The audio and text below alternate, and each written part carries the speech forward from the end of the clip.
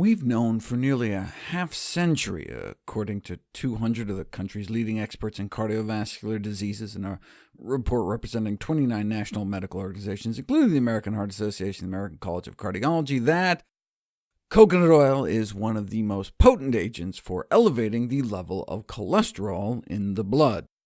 Studies showing coconut oil elevates cholesterol date back to 1955, when it was first shown experimentally that switching someone from coconut oil to something like soybean oil could drop cholesterol from like 200 down to 150. Coconut oil can significantly raise cholesterol levels within hours of consumption. A significantly increased blood cholesterol within hours of eating a slice of cake made from coconut oil, or from cod liver oil for that matter, but not from the same cake made from flaxseed oil. Coconut oil may even be worse than tallow or beef fat, but not as bad as butter. The latest interventional trial was published March 2017, a month-long randomized, controlled crossover study looking at the impact of 2 tablespoons a day of virgin coconut oil, and it elevated cholesterol about 14% over control, consistent with the other 7 interventional trials published to date in this 2016 review. But wait, saturated fats can make so-called good cholesterol, HDL, go up. So what's the problem? The problem is that doesn't seem to help. Having a high blood HDL level is no longer regarded as protective. What? But wait a second. Higher HDL is clearly associated with lower risk of heart disease. In fact, HDL levels are among the most consistent and robust predictors of cardiovascular disease risk. But see, there are 2 types of risk factors, causal and non-causal. Association does not mean causation, meaning that just because 2 things are tightly linked doesn't mean one causes the other. Let me give you an example. I bet that the number of ashtrays someone owns is an excellent predictor of lung cancer risk. I bet study after study would show that link, but that doesn't mean that if you intervene and lower the number of ashtrays, their lung cancer risk would drop.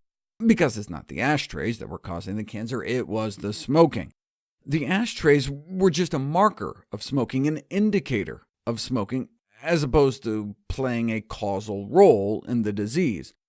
So just like having a high number of running shoes and gym shorts might predict a lower risk of heart attack, having a high HDL predicts a lower risk of heart attack, but raising HDL, just like raising the number of gym shorts, wouldn't necessarily affect disease risk. How do you differentiate between causal and non-causal risk factors? You put it to the test. The reason we know LDL cholesterol really is bad is because people who are just born with genetically low LDL end up having a low risk of heart disease, and if you intervene and actively lower people's LDL through diet or drugs, their heart disease risk drops. Not so with HDL.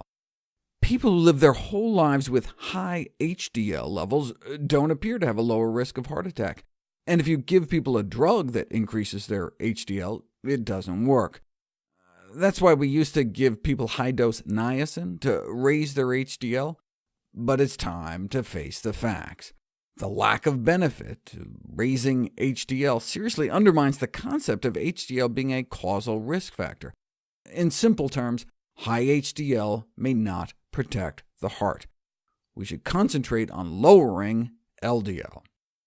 And so specifically, as this relates to coconut oil, the increase in HDL is of uncertain clinical significance, but the increase in LDL cholesterol you get from eating coconut oil would be expected to have an adverse effect on atherosclerotic cardiovascular disease risk.